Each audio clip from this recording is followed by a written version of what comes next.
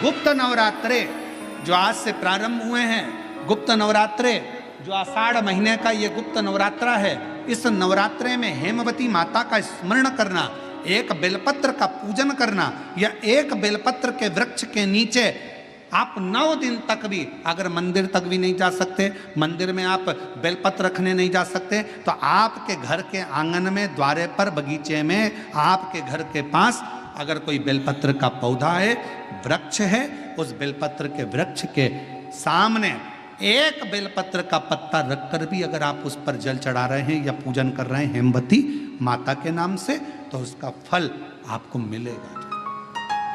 और मान लो बेलपत्र का वृक्ष भी नहीं है, हम मंदिर भी नहीं जा सकते, हम कहीं नहीं जा सकते, घर से बाहर कैसे निकलें, पानी तेज है, जलवृष्टि हो रही है, बहुत सा पानी है, तो क्या करें? अपने घर में जो शिवलिंग है, तुम्हारे घर में अगर जो शिवलिंग है, तुम्हारे घर में जो शिवलिंग विराजमान है, उसी शिवलिंग के साक्षी में, सम्मुख में भी अगर हेमवती माता का नाम लेकर अगर एक बेलपत्र समर्पित करोगे 9 दिवस तक, तो उसका फल मिलेगा जरूर, उसका फल मिलेगा। फिर से बोलो, कौन माता? हेमवती। कौन है ये? शिव महापुराण की कथा कहती है, जब माता पार्वती जी हिमालय राज के घर में प्रगटी और हिमालयों की कंदरा में बैठकर मां पार्वती जी तप साधना में लीन हुई, जितनी परीक्षा भगवान शंकर ले सकते थे, शिव जी ने सारी परीक्षा ली। ब्रह्मदेव परीक्षा लेने आए, भगवान नारायण परीक्षा लेने आए, इंद्रदेव आए, सप्तऋषि आए, सारे साधु संतों को परीक्षा लेने भेजा, पर मां उन परीक्षाओं में पास होती चली गई। तब भगवान शंकर ने दर्शन देकर कहा, पार्वती आज से तुम्हारा नाम हेमवती रहेगा।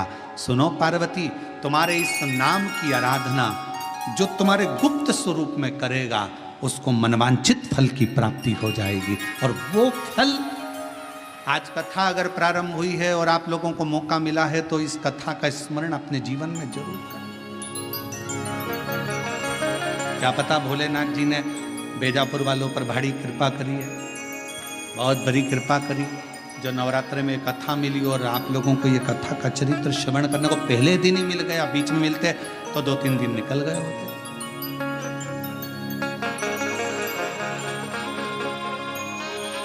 शिव और मेरे भोले तेरा सहारा है, मेरे भोले तेरा सहारा है, मेरी नैया हाथों किनारा है, मेरी नैया हाथों किनारा है, मेरे बाबा तुझे पुकारा है, मेरे बाबा तुझे पुकारा है, मेरी नैया हाथों किनारा है, मेरी नैया हाथों किनारा है। शिव जी की कथा कर, ब्राह्मण और ब्राह्मणी के घर में संतान की प्राप्ति नहीं थी, दोनों के घर में औलाद नहीं।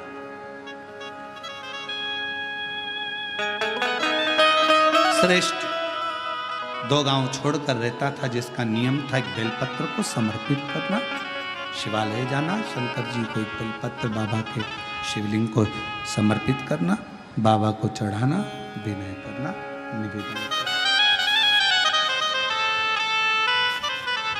एक दिन ब्राह्मणी मंदिर से आ रही थी, देवलोक से इंद्र की धर्मपत्नी इंद्राणी सची देवी अपनी सहेलियों के साथ में भूलोक भ्रमण के लिए, मृत्युलोक पे भ्रमण करने आए।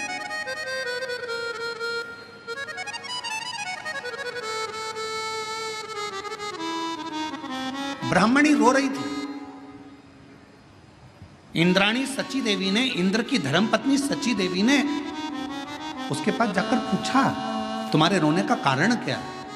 कहा, मेरे घर में संतान का सुख नहीं, मेरे घर में औलाद नहीं है, और अब तो मैं वृद्ध अवस्था की ओर जाती जा रही हूं, पर मेरे घर में औलाद नहीं।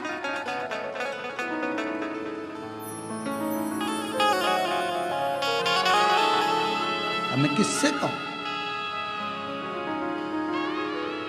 इंद्राणी सची देवी ने कहा, तुम मुझे पहचानी नहीं हो, मैं इंद्र की धर्म पत्नी हूं सची,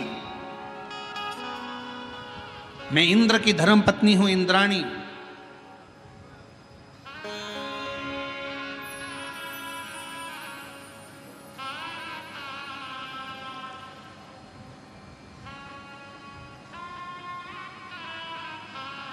ब्राह्मणी ने हाथ जोड़कर कहा, इंद्राणी जी, आप देवलोक में रहती हो, एक बार अगर हो सके ना तो भगवान से मेरे लिए पूछना जरूर कि मेरी किस्मत में संतान है कि नहीं, मेरे भाग्य में औलाद है कि नहीं है, जरा पूछिएगा, एक बार जरा भगवान से पूछिएगा, उत्तर जरूर देना इंद्राणी जी, आप निवेदन है आपसे, कहिएगा, प्रार्थना है आपसे। जब बहुत कई लोगों को बहुत बड़ा रोग हो जाता है, रोग होने के बाद वो कई बार दिखते हैं, मिलते हैं, तो कहते हैं, गुरुजी बहुत कष्ट का जीवन चल रहा है, बहुत रोग हो गया, बहुत बड़ा रोग हो गया गुरुजी, ये मिटेगा कि नहीं मिटेगा? हम हमेशा एक ही बात कहते हैं, डॉक्टर शंकर का एक रूप होता है। जब भी अगर शरीर में तकलीफ आए, कष्ट आए, बीमारी आए, तो एक बार अपने डॉक्टर के पास जरूर जाओ और डॉक्टर से जाकर कहो कि मेरे शरीर में रोग आ गया, बीमारी आ गई, वो तुम्हें जांच करने का बोले जांच कराओ, वो तुम्हें दवाइयां दे दवाइयां खाओ, वो तुम्हारी जांचें करवाए जांचें करवाओ, डॉक्टर को शिव मानकर उसका इलाज प्रारंभ करो, फिर किसी शंकर के मंदिर में जाकर एक लोटा जल चढ़ाना प्रारंभ करो। डॉक्टर की दवा और शिव की दुआ तुम्हारे रोगों को समाप्त जरूर करेगी, ये निश्चित है। अब कई लोग कह देते गुरुजी हम डॉक्टर के पास नहीं जाएंगे, हमको तो ठीक हो, ना ना ना ना। शिव महापुराण की कथा में शंकर भगवान खुद कहते हैं, जिस समय पर मां जगत जननी जगदम्बा अम्बा स्वयं दुर्गा भवानी ने देखा कि शंकर भगवान के कंठ में विष पहुंच रहा है, तब मां आद्य शक्ति दुर्गा भवानी जगत जननी जगदम्बा औषधि का पिटारा लेकर, स्वयं वेद बनकर, स्वयं डॉक्टर बनकर, औषधि का पिटारा लेकर, मेरी मां आद्य शक्ति जगदम्बा कात्यायनी, स्वयं मां कात्यायनी अपना औषधि का पिटारा लेकर, स्वयं मां जगत जननी डॉक्टर बनकर औषधि का पिटारा लेकर पहुंच गई। शिवजी को तो हलाहल विष था, अंदर उतरना था, पर पार्वती जी ने देखा, कात्यायनी ने देखा, मेरे पति अगर इस विष को नीचे उतार लेंगे तो पूरा ब्रह्मांड जल जाएगा, करूं क्या? मेरी मां आद्य शक्ति दुर्गा भवानी जगत जननी दुर्गा मां स्वयं मां देवी एक औषधि का पिटारा लेकर जाती हैं, शिव के कंठ पर उस औषधि को अपने हस्त को रख लेती हैं। दुनिया की दृष्टि में लगा कि औषधि को लगाया गया, विष नीचे नहीं उतरा, पर जैसे ही मां जगत जननी ने हाथ का स्पर्श करा, हाथ का स्पर्श करते थे जगत जननी उस कंठ में जाकर बैठ गई और विष को नीचे नहीं उतरने,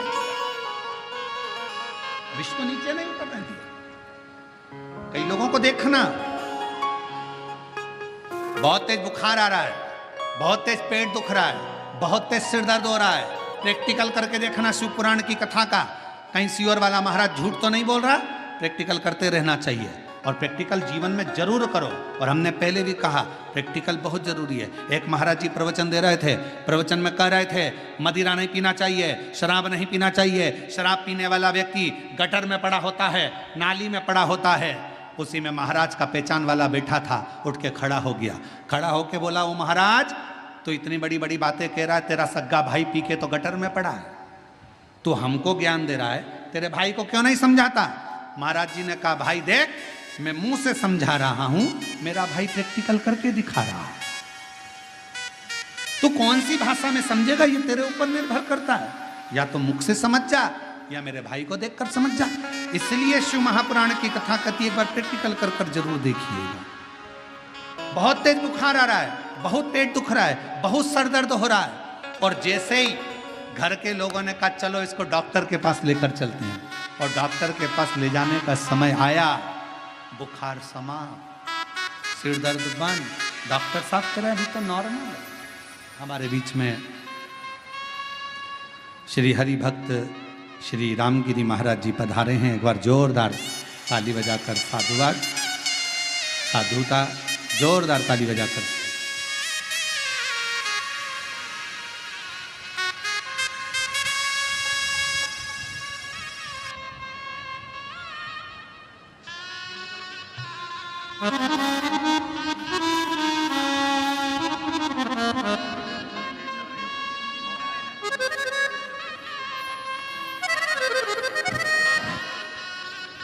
अभी डिंडी में चालू है। एक बार जोरदार ताली बजाकर साधुवाद, जिनका आशीर्वाद यहाँ प्राप्त हो रहा है।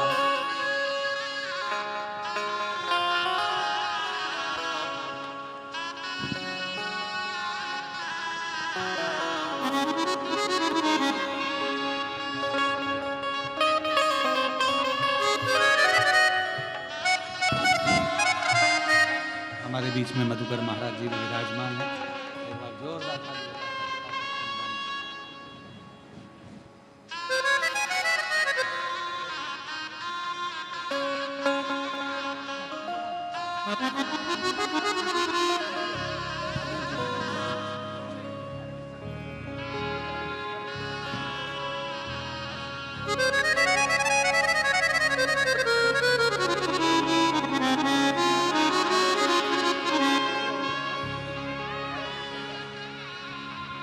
एक बार श्री हरि भक्त श्री रामगिरी महाराज जी महाराज अभी डंडी में चल रहे हैं। पंडरीनाथ की यात्रा प्रारंभ है। एक बार जोरदार ताली बजाएं, जिनका शुभ आशीर्वाद आपको हमको यहाँ प्राप्त हो रहा है। और शंभु शरण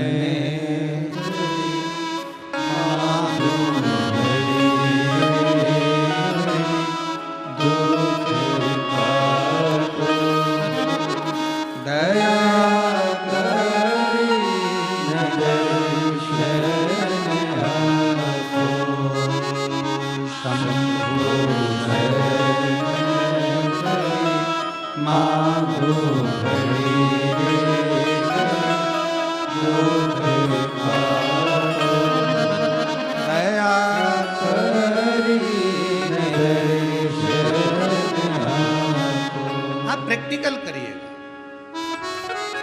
बुखार बहुत तेज है, डॉक्टर के पास जाने का जैसे ही लगेगा बुखार डाउन हो जाए। पेट दर्द कितना भी कर रहा हो, डॉक्टर के पास जाने का आएगा समय, पेट दर्द थोड़ा ठीक हो। शिव का एक स्वरूप डॉक्टर को माना गया, जरूर देखा।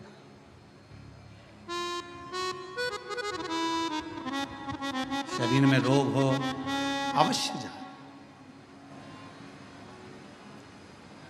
विश्वास शिव पर, शिव मान कर अवश्य। ब्राह्मणी ने कहा कि एक बार इंद्राणी से निवेदन करा, इंद्राणी से ब्राह्मण,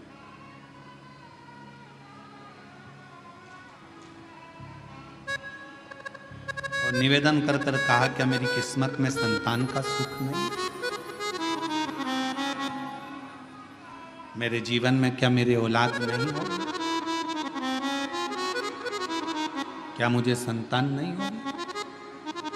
आप पूछिएगा जाएं तो एक बार उस परमात्मा से विनय करिए।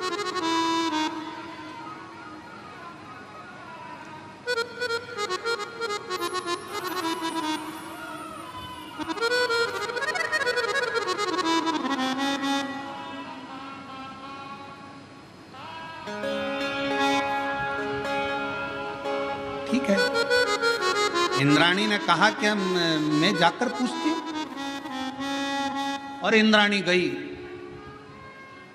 सची देवी ने अपने पति इंद्र से कहा कि स्वामी, एक पृथ्वी पर एक ब्राह्मणी मिली थी, उसकी औलाद नहीं है, संतान नहीं है, मुझे जानना है उसकी किस्मत में क्या औलाद का सुख नहीं है, क्या संतान का सुख नहीं है?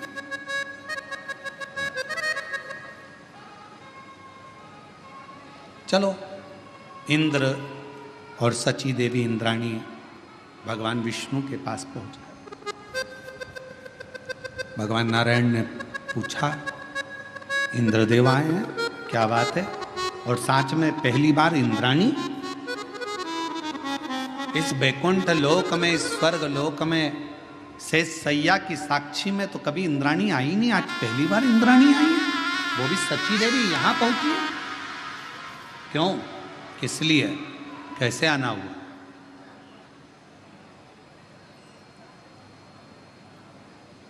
सची देवी ने हाथ जोड़कर कहा, प्रभु मेरे मन का एक संशय है, मेरे मन में बहुत दिनों से एक संशय चल रहा है। मैं पृथ्वी पर गई थी, मृत्यु लोक में गई थी, और पृथ्वी पर भ्रमण करते करते गांव में पहुंच गई। वहां पर एक ब्राह्मणी से मेरा मिलना हुआ। उसने मुझे निवेदन करा है, बस भगवान से पूछना कि मेरी किस्मत में औलाद नहीं। भगवान विष्णु ने ब्रह्मा जी को बुलाया, भाग्य देवी को बुलाया, धर्मराज को बुलाया, पूछा, बताओ इसके भाग्य में औलाद है कि नहीं? सबने लेखनी देखी, लेखनी देखकर कह दिया कि इसकी किस्मत में औलाद का सुख नहीं है, संतान का सुख नहीं है। इंद्राणी सची देवी की आंख में से जल बहने लगा। बड़ी आस लेकर तो उसने पूछा था। अब मैं उसको जवाब देने नहीं जाऊंगा, क्योंकि अगर मैं बोलने जाऊंगी कि तेरे घर में औलाद का सुख नहीं है, संतान का सुख नहीं है, तो वो मुझे पकड़ लेगी, चरण पड़े लेगी, तुम मुझे औलाद का सुख दीजिए, संतान दीजिए, मुझे वर दीजिए, कुछ भी करो, मेरे घर में संतान का सुख प्राप्त हो, उसके लिए कुछ कार्य करिए। मैं नीचे नहीं जाऊंगी। सची देवी नहीं गई, नीचे गई नहीं, इंद्राणी गई नहीं। समय बीतते बीतते एक दिन वही श्रेष्ठ बालक जो शंकर भगवान का एक नियम लिया था, एक बेलपत्र समर्पित करने का, वो निकल कर जा रहा था। दूसरे गांव से बहुत तेज जलवृष्टि हो रही थी, और बहुत तेज जलवृष्टि में उसने सोचा, कहाँ रुकूं मैं, कहाँ?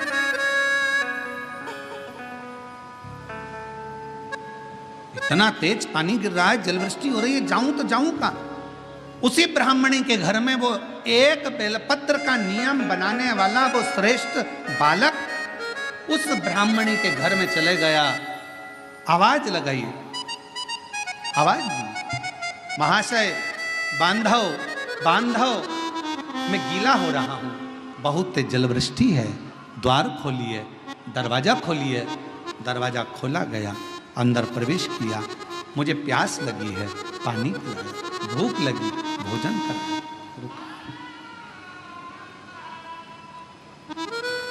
ब्राह्मणी ने भाव से भोजन भी कराया, पानी भी पिलाया। समय निकला, जाने लगा। ब्राह्मणी की आंख में आंसू था।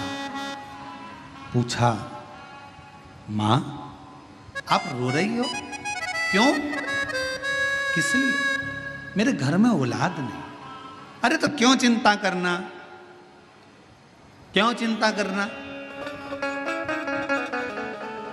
शिव है ना, शंकर का नाम जपना प्रारंभ करो, तुम्हारे घर में औलाद जरूर आएगी, ये पक्का है। मैं कहता हूं ना मां, तुम्हारे घर में औलाद जरूर आएगी, तुम क्यों चिंता करती हो? चले गया बालक। 4 महीना निकला, ब्राह्मणी का गर्भ ठहर गया। गर्भ ठहर, बच्चे ने जन्म ले लिया। नगाड़े बज रहे हैं, किलकारियां गूंज रही है, पूरा गांव सजाया गया है। ब्राह्मण के घर में इतने सालों के बाद औलाद हुई है। पूरा गांव सजाया गया, नगाड़े बजे, लड्डू बांटे गए, खूब धूम मची। इंद्राणी के कानों में शब्द गया, इंद्राणी पृथ्वी पर भ्रमण करने फिर आई। इंद्राणी भ्रमण करते करते जैसी पृथ्वी पर आई और आते से ही उसने देखा कि यहाँ इतना नगाड़ा क्यों बज रहा है। तो कहा इसके घर में संतान हुई है, पुत्र हुआ है। संतान? हाँ। इंद्राणी बोलती हो ही नहीं सकता कि इसके घर में औलाद हो जाए। इंद्राणी गई वापिस इंद्रदेव के पास। महाराज, इंद्रदेव ने पूछा क्या हुआ। अपन भगवान विष्णु के यहाँ गए थे और भगवान विष्णु ने धर्मराज को बुलाया था, भाग्य देवी को बुलाया था, ब्रह्मा जी को बुलाया था और पूछा था क्या औलाद का सुख है। सबने मना करा था, एक बार वापिस चलो। फिर वापिस गए। भगवान नारायण के पास में जाकर इंद्राणी ने कहा प्रभु आपने तो कहा था कि उस ब्राह्मण के घर में औलाद का सुख नहीं है, संतान का सुख नहीं है। भाग्य देवी ने देखकर कहा था कि औलाद नहीं होगी। धर्मराज ने कहा था इसके घर में औलाद नहीं होगी। ब्रह्मा जी ने लेखनी देखकर कहा था इसके घर में औलाद नहीं होगी। फिर ये औलाद का सुख कहां से आ गया। तब भगवान नारायण ने कहा ब्रह्मणी, ऐ सची देवी, जो देवता भी लेख को नहीं पलट सकते, वो शंकर का एक भक्त उस लेख को पलट सकता।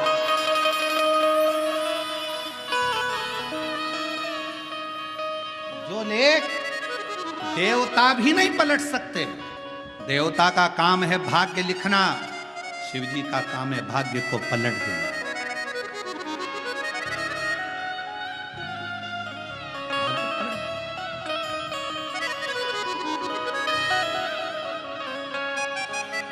भोलेनाथ नमन चरणों में स्वीकार कीजिए, सबका किया है मेरा भी उद्धार कीजिए, उद्धार कीजिए। हे त्रिपुंडधारी, हे त्रिशूलधारी, हे त्रिपुंडधारी, हे त्रिशूलधारी, चरणों में तेरे बाबा जी पावन है चारों धाम। तेरी देव करते वंदना, पूजे सीताराम। चरणों में तेरे बाबा जी पावन है चारों धाम। तेरी देव करते वंदना, पूजे है सीताराम। हो जाए पूरी कामना, हो जाए पूरी कामना। उपकार कीजिए, सबका किया है मेरा भी उद्धार कीजिए, उद्धार कीजिए। हे त्रिपुंडधारी, हे त्रिशूलधारी, हे त्रिपुंडधारी, हे त्रिशूलधारी। चरणों में भोले बाबा, हे मेरे शिव, हे मेरे करुणा, आप करुणा करने वाले। भगवान विष्णु ने कहा सची, भाग्य देवता ने लिखा इसके किस्मत में संतान नहीं। ब्रह्मा जी ने लेखनी में लिखा इसके घर औलाद नहीं।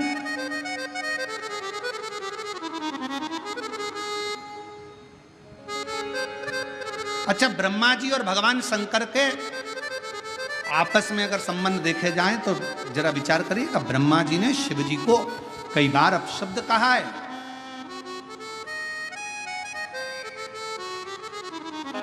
क्या कारण था? क्योंकि ब्रह्मा जी जो लेखनी में लिखते थे और कोई भक्त तुरंत अगर ब्रह्मा जी के पास में, भगवान शिव जी के पास में आ जाता और एक लोटा जल समर्पित कर कर विनती करता तो भगवान उसकी लेखनी को पलट देते, लेखनी को पलट।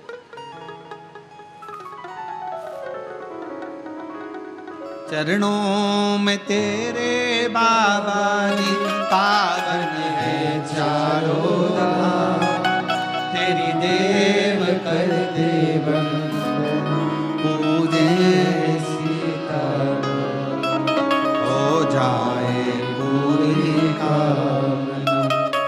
स्वीकार कीजिए, सत्कार किया है मेरा उद्धार कीजिए, उद्धार कीजिए। हे त्रिपुंडधारी, हे त्रिशूलधारी, हे त्रिपुंडधारी, हे सची देवी, इनकी किस्मत में औलाद नहीं थी, संतान नहीं थी, पर एक शिव भक्त जिसने एक बेलपत्र चढ़ाने का नियम अपनी जिंदगी में धारण करा था, वो शिव भक्त श्रेष्ठ नाम का बालक इनके घर में पहुंच गया। उसके कारण इनका भाग्य पलट गया और जो नहीं था किस्मत में वो भी किस्मत में प्राप्त हो।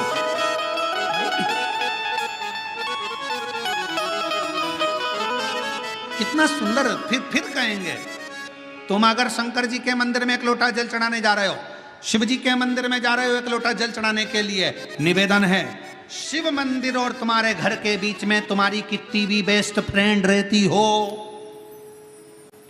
सगे रिश्तेदार रहते हो, पर निवेदन है जल चढ़ाने के पहले और जल चढ़ाने के बाद घर से जाओ, सीधे जल चढ़ाया, जल चढ़ा के सीधे अपने घर आए। ना बेस्ट फ्रेंड ना कोई रिश्तेदार,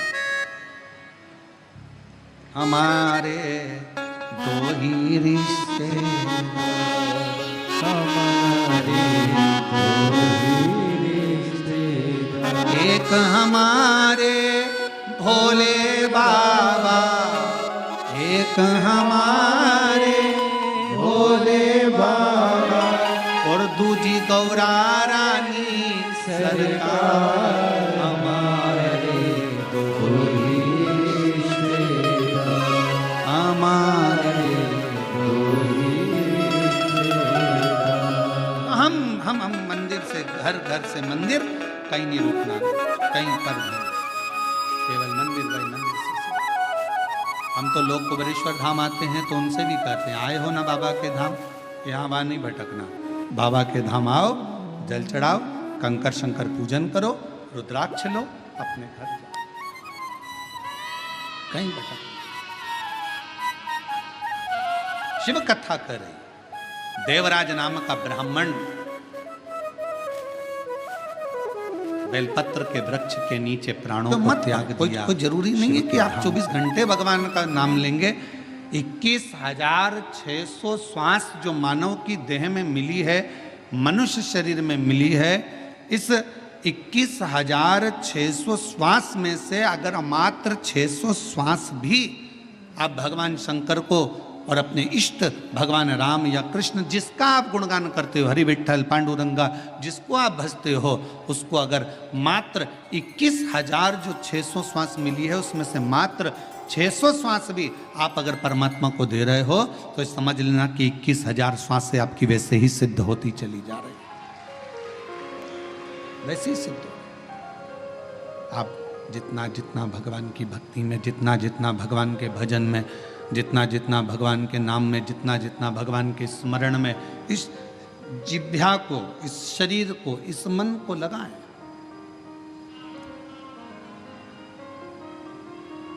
करो कोई अच्छा कर्म जीवन में।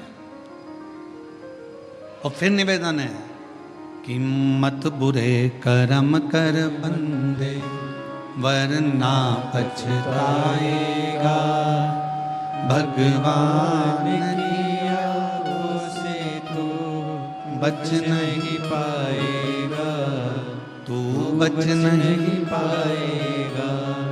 अरे ओ अज्ञानी मत कर नादानी, अरे ओ अज्ञानी मत कर नादानी। तेरे कर्म का फल भी तू ही पाएगा, जैसा किया तूने तेरे आगे आएगा। मत बुरे कर्म कर बंदे वरना पछताएगा, भगवान की आंखों से तू बच नहीं पाएगा, तू बच नहीं पाएगा। अरे ओ अज्ञानी मत कर नादानी। रहो परिवार में, कुटुंब में, नातों में, रिश्तों में। कोई तुमसे कह दे कि तुम अपना घर छोड़ दो तो कह देना सीवर वाले महाराज ने मना करा, मैं अपना घर नहीं छोड़ सकती। कोई तुमसे कह दे कि तीर्थ में जाकर बैठ जाओ तो मना कर देना, हमारे बस की बात नहीं है तीर्थ में बैठना। कोई तुमसे कहे किसी नदी के तट पर जाकर बैठ जाओ, सन्यासी बन जाओ, संत बन जाओ, साधु बन जाओ, तपस्वी बन जाओ, साधक बन जाओ, उपासक बन जाओ, मना कर देना, हमारे बस का कुछ भी नहीं है। शिव महापुराण की कथा तो कहती है शंकर का एक तत्व अपने भीतर धारण करो। शिवजी अपनी अर्धांगिनी धर्मपत्नी के साथ रहते हैं, शिवजी अपने बच्चों के साथ रहते हैं। 33 कोटि देवताओं में केवल एक देवाधिदेव महादेव ऐसे हैं जो अपने पूरी विथ फैमिली पुजाते हैं। विथ फैमिली, पूरा परिवार। भगवान शंकर किसी देवता का परिवार पूरा पूछते हुए बता दो। 33 कोटि देवताओं में केवल एक शंकर भगवान हैं जिनकी धर्म पत्नी को भी पूजा जाता है, जिनके पुत्र श्री गणेश जी को भी पूजा जाता है, जिनके पुत्र श्री कार्तिकेय बाबा को भी पूजा जाता है, जिनकी बहुएं रिद्धि सिद्धि भी पूजा जाती है, जिनकी बेटी अशोक सुंदरी भी पूजा जाती है, जिनकी कन्याएं जया, विषहरा, शामलीबारी, दौतली देव भी पूजा जाती है, जिनके पोते शुभ और लाभ पूजा जाते हैं, जिनके परपोते अमोद और प्रमोद पूजा जाते हैं। जरा विचार करिएगा कि 33 कोटि देवताओं में केवल एक देव है, देवाधिदेव महादेव, जो अपनी फैमिली के साथ फुल एंजॉय में, आनंद में जिंदगी जीने का तरीका सिखाते हैं। केवल शिव। और आज का व्यक्ति बाहर एंजॉय करने का तरीका ढूंढता है। मैं दोस्तों के साथ जाऊंगा, वहां घूमने जाऊंगा, वहां ऐसा करने जाऊंगा, वहां मुझे खुशी मिलेगी। पत्नी को छोड़ दो घर में, पत्नी रह गई घर में, चलेगा दोस्तों के साथ एंजॉय करने के लिए, और मालूम पड़े कि वहां करा क्या, थोड़ा सा नशे का पान करा, कमरे में पड़े रहे और शुद्धि चली गई। दोस्तों ने विचार करा, पैसा लाया था खत्म हो गया, होटल वालों ने कहा चलो समाप्त हुआ पैसा, तुम भी बाहर निकलो, चलो यहाँ से, और निकाल दिया। अगर एंजॉय करना है, मेरे शिव जी कहते हैं अपनी अर्धांगिनी पार्वती के साथ शंकर भगवान विराजमान है, अपने बच्चों के साथ शिव जी विराजमान है, अपने परिवार के साथ शंकर भगवान विराजमान है। शिव जी कहना चाहते हैं कि अपनों के साथ में रहकर जो खुशी का आनंद है वो आनंद दुनिया में कहीं नहीं मिल सकता है। अपनों की श्रेष्ठता में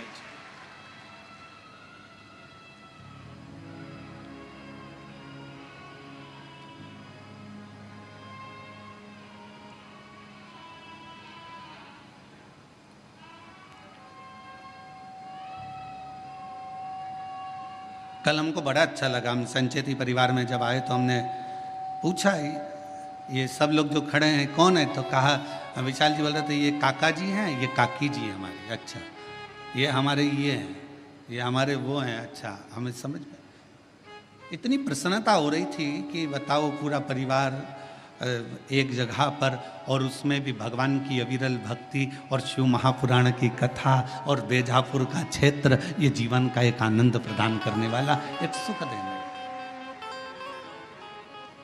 रखो। और शंकर जी के परिवार में एक चीज और है, थोड़ा सावधानी रखिएगा, सबको निभा के चलना है। जगत जननी दुर्गा भवानी बैठती है काय पर, जम के बोलो, शेर पर। शंकर भगवान बैठते हैं नंदी पर, शिव जी के गले में सर्प, गणेश जी चूहे पर, कार्तिकेय जी अरे बोलते तो जाओ मोर पर। हमें भी तो मालूम पड़े, बेजापुर में सबकी आवाज तो ठीक है। अगर जीजियों की आवाज डाउन होगी तो दिक्कत हमको होगी हो, तो थोड़ा सा दमदारी से बोलो। है कार्तिकेय जी काय पर बैठते हैं? मोर पर। अब भाई आवाज इतनी जोरदार आवाज में बोला करो, घर जाके नजर भी उतरवा लिया करो। है?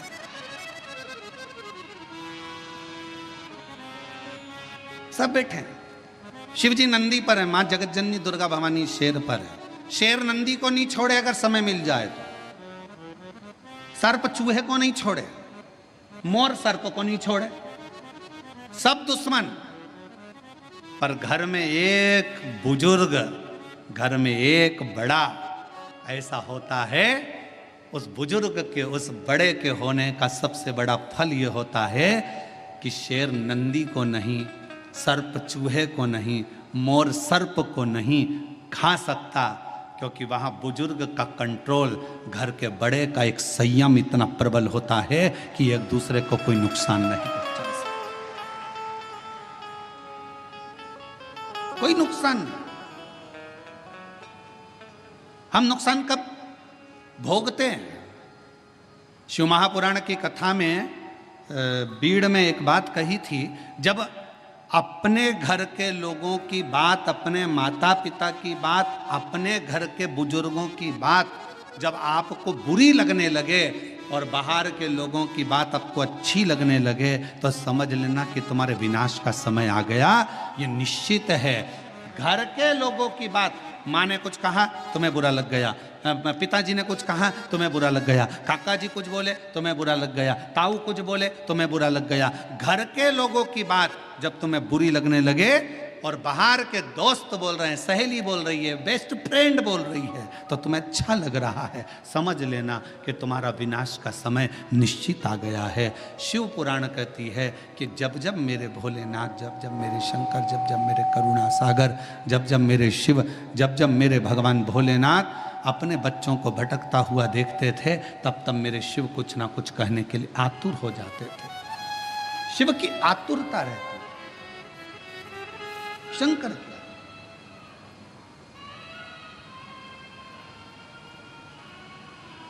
शिव की आतुरता रहती, और शिव शिव है। जब घर के बुजुर्ग, घर के बड़े, और कितना सुंदर संवाद आया है, देखिए शिव महापुराण में देवराज नाम के ब्राह्मण का संवाद आया। देवराज नाम के ब्राह्मण का जो चरित्र वर्णन किया गया, उस संवाद में कहा गया, शिव जी की कथा चल रही है, देवराज ब्राह्मण के घर में जन्म लेने वाला एक बालक है।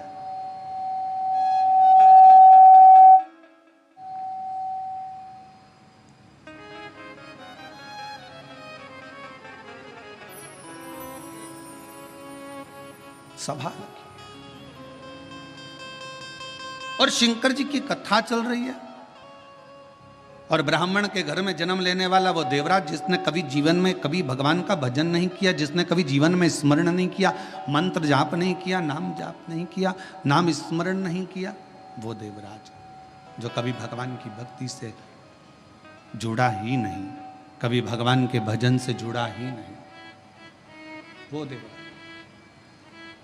चोरी का धन लेकर शिवालय में पहुंच गया। ब्राह्मण जी कथा सुना रहे थे शिव पुराण की, कोई नहीं था, कोई नहीं, मंदिर सुना।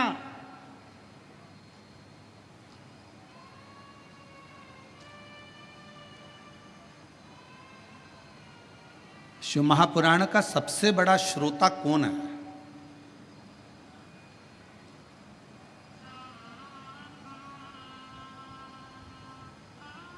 उत्तर दो जल्दी से, बीजापुर की जी जी जी जाऊं। शिव महापुराण का सबसे बड़ा श्रोता कौन है? शिव पुराण को सुनने वाला सबसे बड़ा श्रोता, श्रीमद् भागवत कथा को सुनने के लिए सबसे बड़े श्रोता थे राजा परीक्षित। रामचरितमानस को सुनने के लिए सबसे बड़े श्रोता थे काशी नरेश। पर शिव महापुराण का सबसे बड़ा श्रोता कोई मानव नहीं, कोई मनुष्य नहीं। शिव महापुराण का सबसे बड़ा श्रोता स्वयं देव अधिदेव महादेव शंकर और पार्वती है। शिव श्रेष्ठ श्रोता बनकर बैठे हैं, श्रेष्ठ श्रोता बनकर।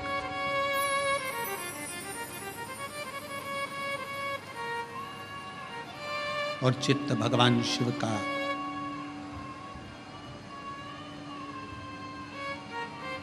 जिस स्थान पर देवराज नाम का ब्राह्मण शिवालय के अंदर पहुंचा है, उस शिवालय में भी कोई श्रोता कथा सुनने वाला नहीं है।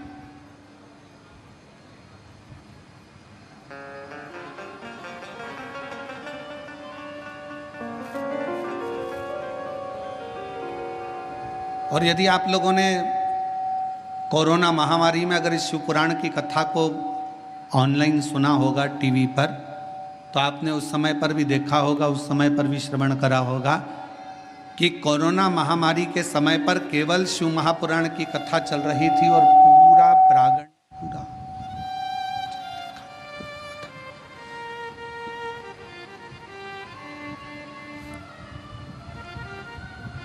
शिव महापुराण की कथा चल रही थी और पूरा क्षेत्र, पूरा हॉल खाली रहता था। कौन सुन रहा? देवराज नाम का ब्राह्मण भगवान शंकर के मंदिर में चोरी का धन लेकर पहुंचा। शरीर में ताप हो रहा है, शरीर में कष्ट हो रहा है, तपन हो रही है, बुखार आ रहा है, शरीर तप रहा है। ये शिव महापुराण का महत्तम कर रहा है और चोरी का धन उसके पास में। और उस चोरी के धन में सबसे मूल था रानी के गले का हार, जिसको मंगवाने वाला कोई दूसरा नहीं था।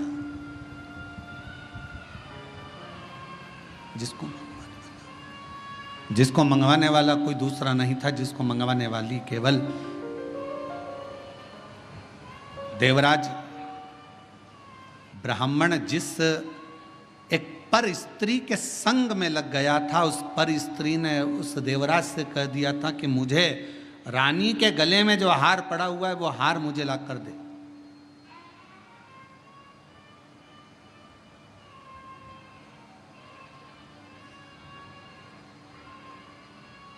और देवराज उस स्त्री के कहने पर चोरी करने चले गया, धन हार चुरा कर लेकर आ गया, शिव जी के मंदिर में पहुंच गया। शंकर जी के चोरी का धन उसके पास में रखा हुआ था, चोरी का धन उसके पास में रखा हुआ था।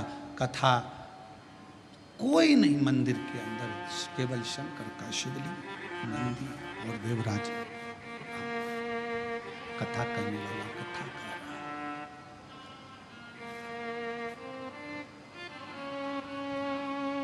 कथा करने वाला कथा कर रहा है।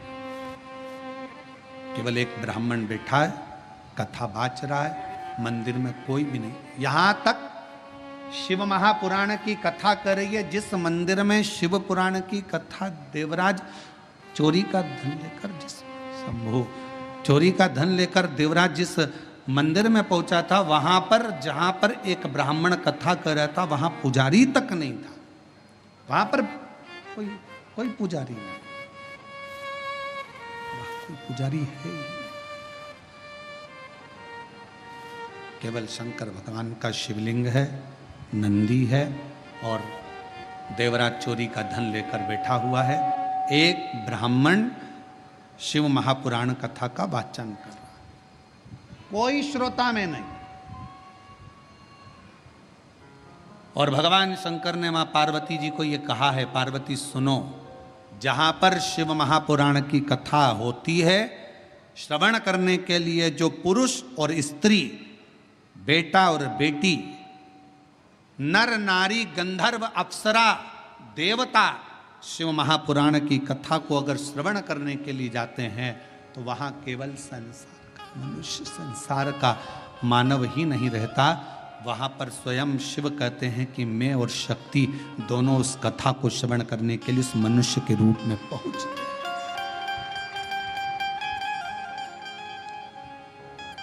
उस कथा को श्रवण करने के लिए मनुष्य के रूप में पहुंच जाते हैं, मनुष्य के रूप, मानव के।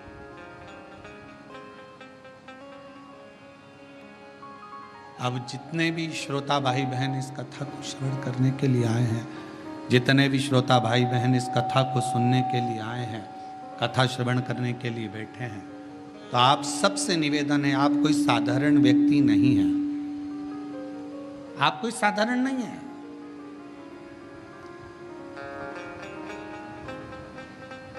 आप मेरे शिव का एक अंश स्वरूप हो, शिव का एक प्रतिबिंब स्वरूप हो। और शिवोहम शिव महापुराण की कथा जो इससे पहले निकुंभ छत्तीसगढ़ में करी, उसमें बताया था शिवोहम का मतलब ही यही है कि शिव आपके अंदर है।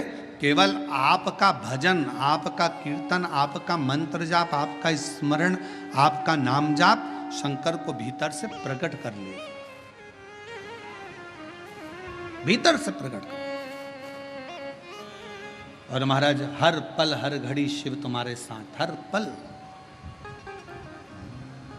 तेरे सिर पर भोलेनाथ फिकर फिर क्या करना, तेरे सिर पर भोलेनाथ फिकर फिर क्या करना, क्या करना, फिर क्या करना, क्या करना, फिर क्या करना, तेरे सिर पर भोलेनाथ फिकर फिर क्या करना, तेरे सिर पर भोलेनाथ फिकर फिर क्या करना, सिर पर भोलेनाथ फिकर फिर क्या करना, तेरे सिर पर भोलेनाथ फिकर फिर क्या करना,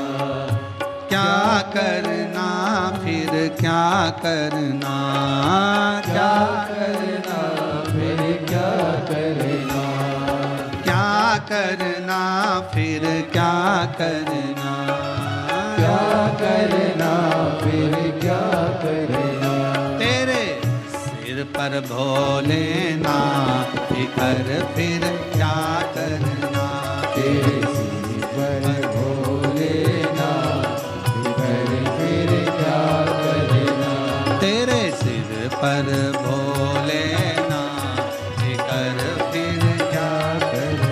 दोनों हाथों से ताली से बजते हुए पर भोलेनाथ फिकर फिर क्या करना।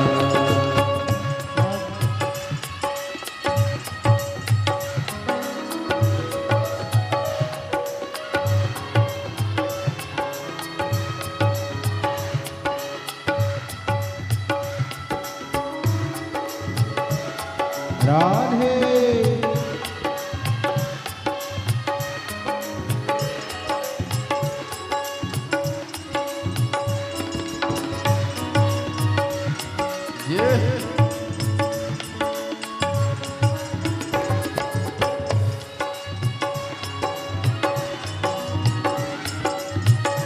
राधे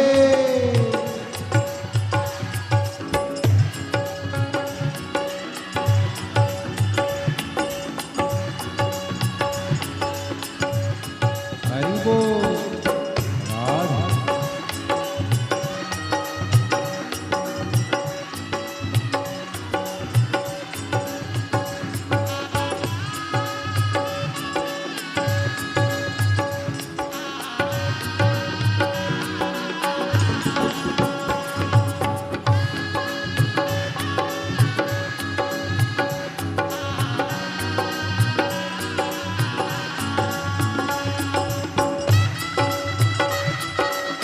राधे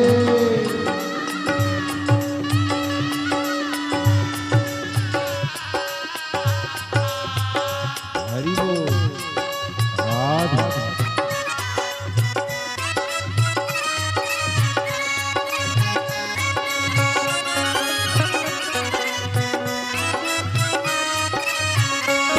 ओ तो भोले बाबा गौरा मैया, भोले बाबा गौरा मैया, ओ तो भोले बाबा गौरा मैया, तो भोले बाबा गौरा मैया, फिर क्यों परेशान हो भैया, फिर क्यों परेशान हो मैया, फिर क्यों परेशान हो भैया, फिर क्यों परेशान हो मैया, तेरे मिटेंगे तेरे कटेंगे कष्ट तमाम, फिर क्या करना, तेरे कटेंगे कष्ट तमाम, फिर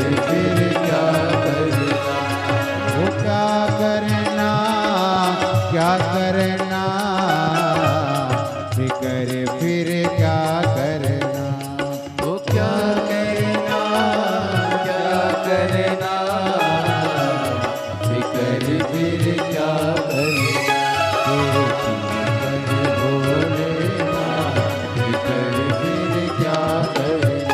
तेरे सिर पर भोलेनाथ, फिकर फिर क्या करना।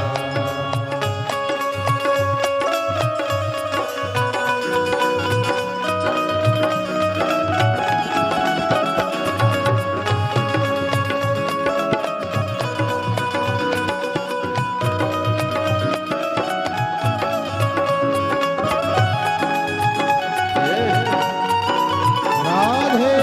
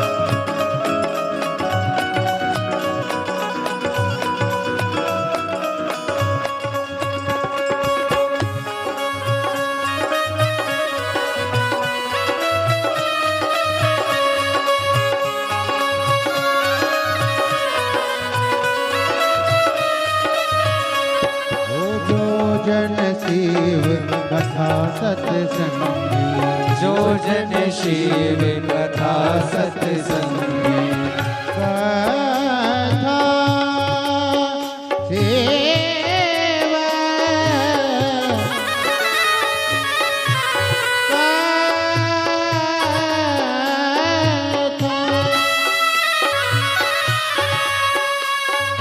गर सर सन सन धनि दप दप पम पम गम गर गर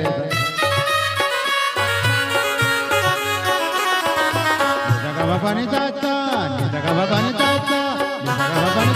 जो जन शिव कथा सत्संग, जो जन शिव कथा सत्संगी, जिनके सहायक श्री बजरंगी, जिनके सहायक श्री बजरंगी, जिनके सहायक श्री बजरंगी, जिनके सहायक श्री बजरंगी, अतुलित बल के राम, फिकर फिर क्या करना। अतुलित बल के नाम, फिकर फिर क्या करना। वो क्या करना, क्या करना, फिकर फिर क्या करना। क्या करना, क्या करना, फिकर फिर क्या करना।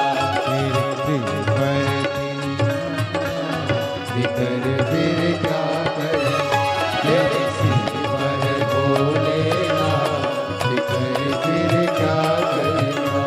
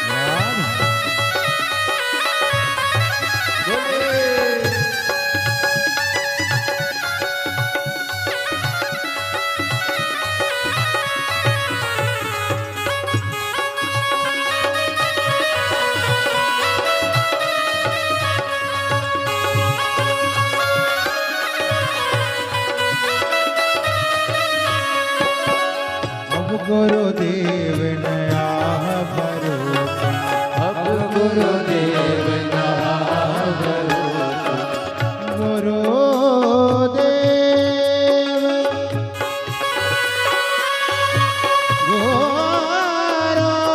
गुरुदेव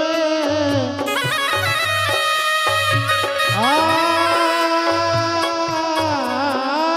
भरो,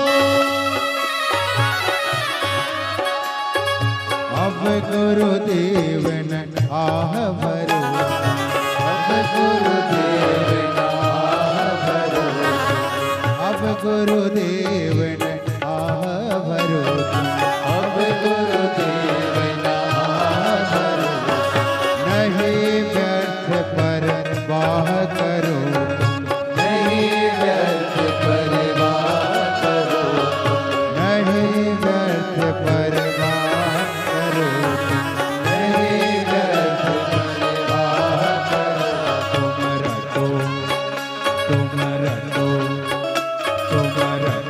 भोले जी का नाम कर फिर क्या करना, तो भोले जी का नाम जिकर फिर क्या करना, क्या करना, क्या करना, फिकर फिर क्या करना, क्या करना, क्या करना, जिकर फिर क्या करना,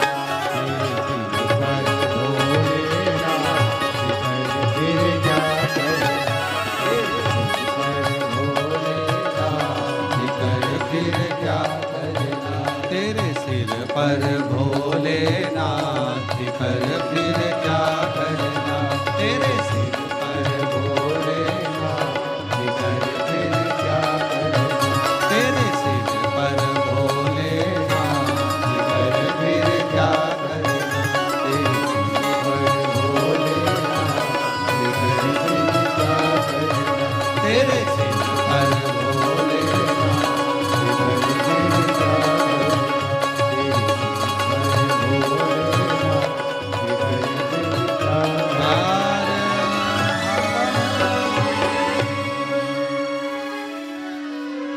अपने स्थान पर दिल से प्रार्थना करिए, निवेदन करिए, विनती करिए। जहाँ जगह मिले वहाँ बैठकर भगवान शंकर से अपने मन का भाव कहिए, हृदय से प्रार्थना करो, विनय करो, निवेदन करो। बारिश थोड़ी तेज है, जो लोग गीले हो रहे हैं उनसे निवेदन है जो सूखी जगह है वहाँ जाकर बैठें, गीले ना हो। जहाँ जहाँ पर सूखा सूखा जगह हो वहाँ बैठें। बारिश थोड़ा तेज है, इसलिए जो लोग गीली हो रहे हैं या गीली जगह में बैठे उनसे निवेदन है, सूखी जगह बहुत है, आप लोग वहाँ जाकर बैठे और कथा का लाभ। सभी लोग साथ में साउंड सेट करो बाबा। सभी लोग साथ में भगवान शिव से मन से भाव से प्रार्थना करिए, विनय करिए, निवेदन करिए। साथ में प्रार्थना करेंगे, जिनको आता है वो साथ में बोलेंगे और विनय करेंगे।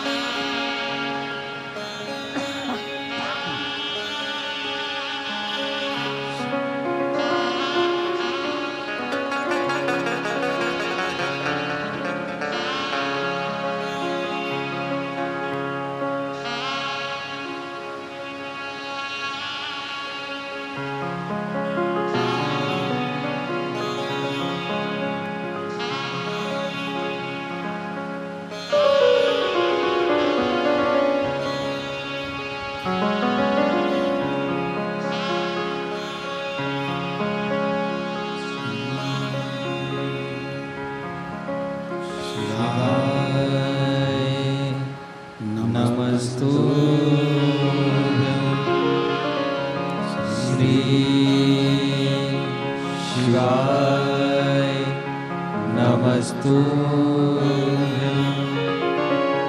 श्री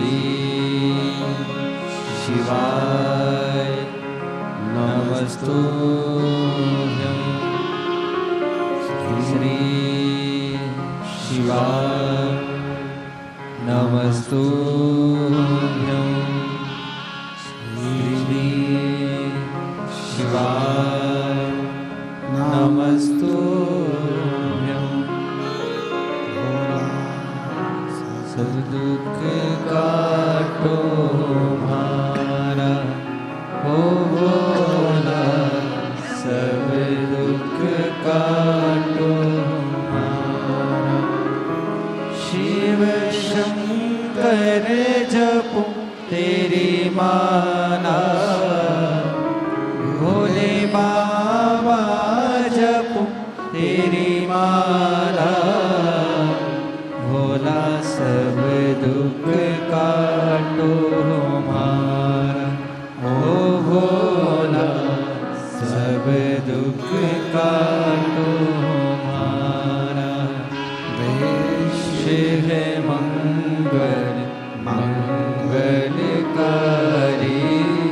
वेश है मंगल मंगलकारी शमशान वासी हमारा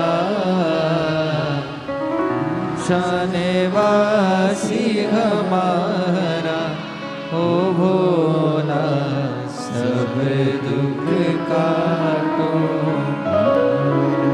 ओ भोला सब दुख काटो हमारा।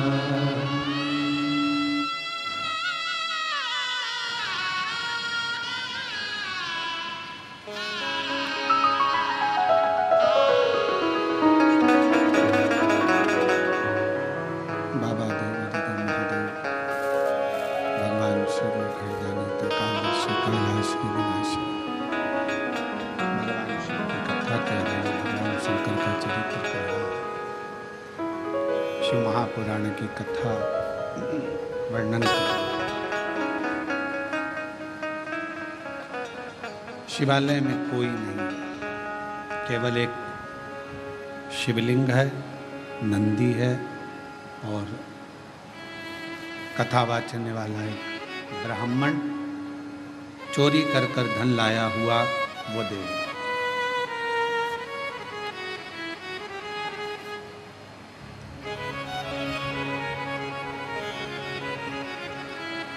कई लोगों का एक प्रश्न रहता है, गुरुजी हम अकेले मंदिर जाते हैं, मेरे घर का मैं अकेला शिवालय जाता हूँ, पूजन करता हूँ, आराधना करता हूँ, अर्चना करता हूँ, शिव भक्ति करता हूँ, शिव आराधना करता हूँ, शिव पूजन करता हूँ,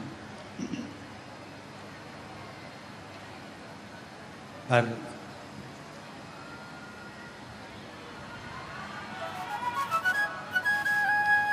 शिव महापुराण की कथा कहती है कि शंकर का जो भक्त है, शिव की जो आराधना करने वाला है, शंकर की जो स्तुति करने वाला है, वो जीवन में कभी अकेला नहीं रहता।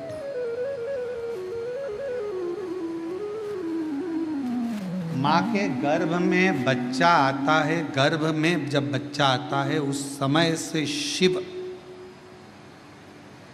उसकी धड़कन के रूप में उसके अंदर विराजमान हो जाता है।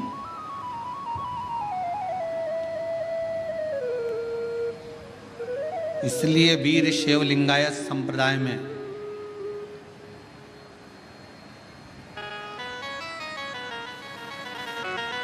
वीर शैव लिंगायत संप्रदाय के अंदर यह बात कही जाती है कि गर्भाधान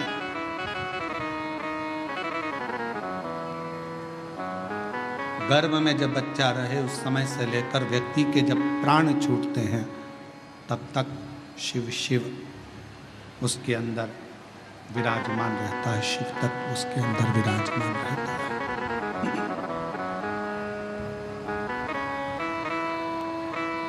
शिव उसके अंदर विराजमान। इसलिए कई लोग कहते हैं कहाँ से आया कहाँ जाएगा। तो शिव महापुराण की कथा कहती है कि शिव के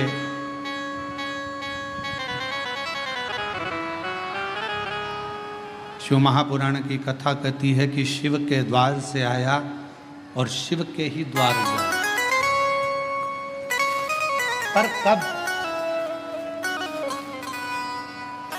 जब हमारा भरोसा श्रेष्ठ हो, जब हमारा विश्वास श्रेष्ठ हो।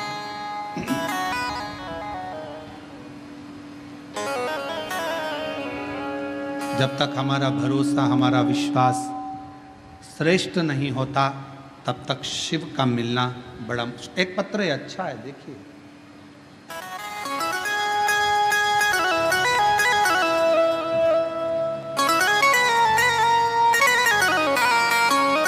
मैं सारिका टेकरने, मुकाम पोस्ट तहसील गंगापुर, जिला छत्रपति संभाजी नगर, महाराष्ट्र की रहने वाली हूँ। कहीं बैठी हों तो हाथ हिला सकती हैं। अगर कहीं बैठी हों तो हाथ हिला सकती हैं। सारिका टेकरने, मुकाम पोस्ट तहसील गंगापुर, जिला छत्रपति संभाजी नगर, महाराष्ट्र की रहने वाली। अगर कहीं बैठी हों तो हाथ हिला सकती हैं। और अगर आई हों और बच्चा आया है साथ में क्या? अगर बच्चा आया हो तो उसको भी ला सकती हैं। आया है, ले आओ उसको भी। पत्र को एलईडी पर, आस्था चैनल पर, एलईडी पर चल रहा है पत्र, एलईडी और आस्था चैनल पर चालू है। आप पत्र को साथ में पढ़ सकते हो। मैं सारिका टेकरने, मुकाम पोस्ट तहसील गंगापुर, जिला छत्रपति संभाजी नगर, महाराष्ट्र की रहने वाली हूँ। मेरा मोबाइल नंबर ये है। एक लोटे जल और शिव भक्ति का वर्णन करूँ। मेरा बेटा स्वराज 8 साल का है। 2 साल था तब उसके मुंह में तालू में छेद हो गया था। उसका ऑपरेशन हो गया। ऑपरेशन के बाद से उसको चलने में दिक्कत आने लगी। 1.5 महीने बाद वो कोमा में चले गया। कोमा में जाने के बाद उसको दिखना बंद हो गया। और ऐसा करते करते करते करते सालों हो गए, जिसमें उसकी आंखों की रोशनी भी नहीं थी और कोमा में भी था। तब किसी ने कहा कि लॉकडाउन में कथा आ रही है टीवी पर। हमने उसको पहली बार सुनना प्रारंभ करा और 1 लोटा जल शिव जी को चढ़ाना प्रारंभ करा। जल चढ़ाकर स्वराज को पिला देते और उसके शरीर पर लगा देते। उसको दिखता नहीं, कोमा में सुध नहीं। तब किसी ने कहा कि एक बार सीहोर चलते हैं, वहाँ से रुद्राक्ष लाते हैं। हम लोग सीहोर गए, वहाँ से रुद्राक्ष लाए। रुद्राक्ष को तांबे के कलश में गलाते और उसका जल पिलाना प्रारंभ करा। आज मैं बाबा को धन्यवाद देने के लिए आई हूँ कि मेरा 8 साल का बेटा अब उसको दिखाई भी देने लगा और चलना भी आता है। अब वो हर रोज हमारे साथ अमृतसर भगवान के शंकर के मंदिर जाने लगा और शिव जी को जल चढ़ाने लगा। मैं बाबा को यहाँ प्रणाम करने के लिए आई हूँ। एक लाइन अच्छी लिखी है, आप और हम उस लाइन को गुनगुनाते हैं कि लुटा दिया भंडार का शिवाले, कर दिया माला शिवाले, जो जैसी भावना लाया ओ वैसा ही फल पाया। नहीं खाली उसे लौटाया, वो मन ही मन हर्षाया। एक पत्र और अच्छा है। मेरा नाम छाया सचिन रोहम है। मैं बेजापुर की रहने वाली हूँ। कहीं बैठी हों तो हाथ हिला सकती हैं। मेरा नाम छाया सचिन रोहम, मैं बेजापुर की रहने वाली हूँ। आए हैं, बच्चा आया है साथ? हाँ, ले आइए। मेरा पुत्र जिसका नाम साईं है, 6 साल तक बोल नहीं सकता था। हम लोग दिखाए, डॉक्टरों का इलाज कराए, पर इसकी आवाज़ नहीं थी। तब किसी ने कहा कि शिव पुराण की कथा आती है, उसको सुनो। बच्चे को भी सुनवाया, कथा भी सुनना प्रारंभ करी। सीहोर गए वहाँ से रुद्राक्ष मिला। हर दिन उस रुद्राक्ष का पानी बेटे को पिलाना प्रारंभ करा। आज मैं बाबा को प्रणाम करने के लिए आई हूँ कि मेरा बेटा 8 साल का हो गया, अब बोलना प्रारंभ करा। मैं बाबा को धन्यवाद देने के लिए आई हूँ, बाबा को प्रणाम करने के लिए।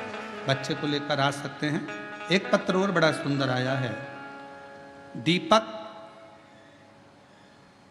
जरा पढ़ के बताओ क्या लिखा है। दीपक एचलावर,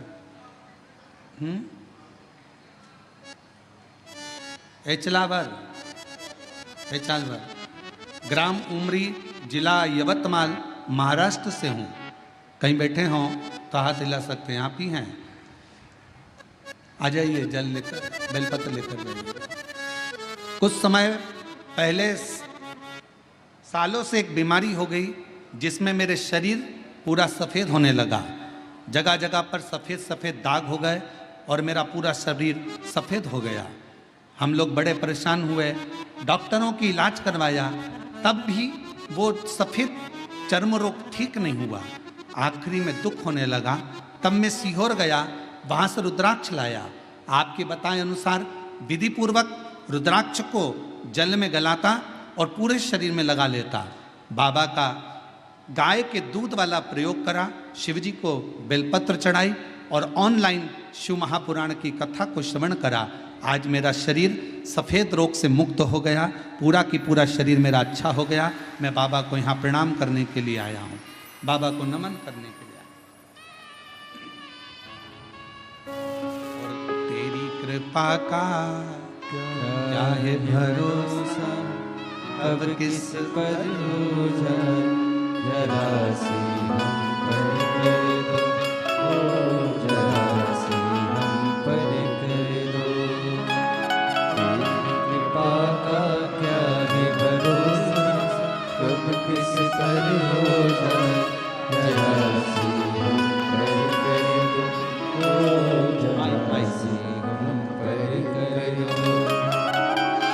जिस पर भी होगी तेरी करुणा कृपा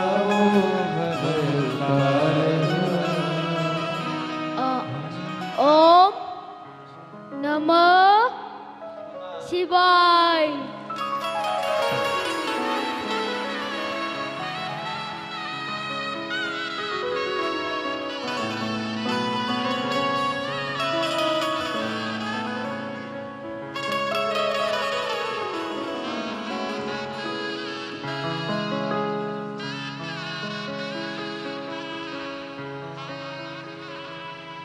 इतने सालों के बाद उसकी वाणी आई। एक बार जोरदार ताली बजाकर साधु का शिव कृपा, एक विश्वास, एक भरोसा, एक दृढ़ता।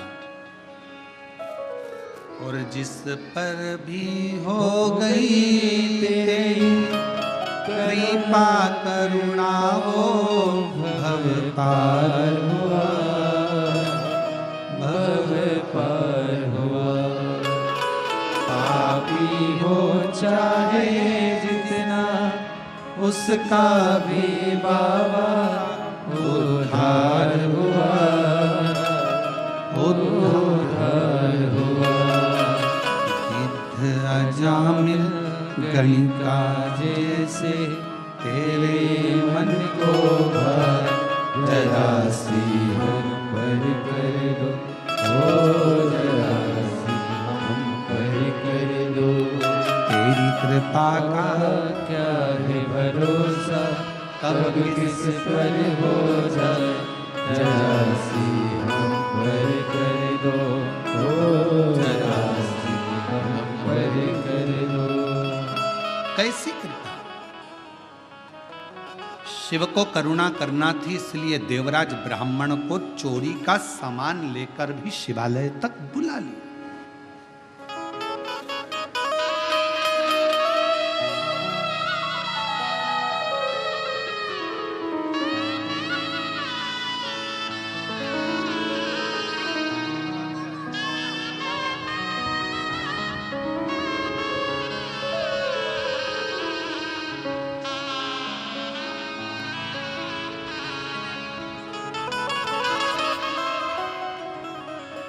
आंखों से देख नहीं सकता था, चल नहीं सकता था, कोमा में पड़ा रहता था, उठ नहीं सका कई साल तक। आज बाबा की कृपा से चल भी रहा है, देख भी रहा है और बोल भी रहा है। एक बार जोरदार ताली बजाते हैं।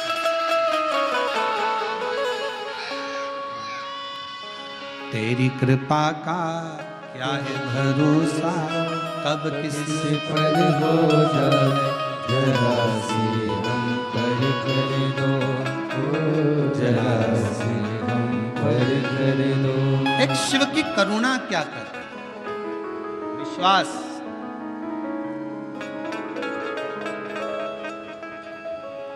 कई लोग कहते हैं गुरुजी शिव महापुराण की कथा है, हम कहते हैं जैसे नेत्र शिविर लगता है, आंखों का इलाज करवा लो। बस याद रखना, उस नेत्र शिविर में आंखों का इलाज होगा, चश्मा लगेगा, लेंस लगेगा, और शिव महापुराण के इस नेत्र शिविर में इस हृदय पर शंकर का ऐसा लेंस लग जाता है जिससे जिंदगी में दुख धीरे धीरे समाप्त होता चला, धीरे धीरे तकलीफ, कष्ट, दुख समाप्ति की ओर चला जाता है, धीरे धीरे दुख समाप्ति की ओर चला जाता है। शिव को एकांत में शंकर भगवान बैठे हैं, शिव जी बैठे हैं। देवराज आया, चोरी का धन लाकर बाजू में रखा। शिव पुराण की कथा चल रही थी। कथा 2 क्षण की देवराज ने सुनी, मात्र 2 क्षण।